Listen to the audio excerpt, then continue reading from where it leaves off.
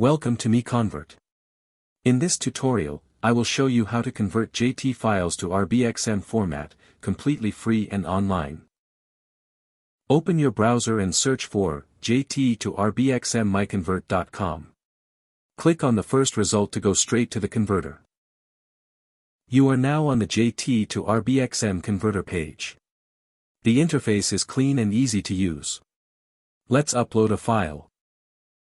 Click the Choose File button. A file picker will open. Select the JT file you want to convert, then click Open. Your file is loaded and ready.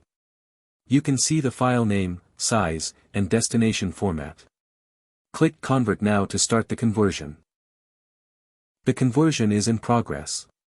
You can see the progress bar moving. This usually takes just a few seconds. Done. Your file has been successfully converted. Click Download to save the RBXM file to your computer.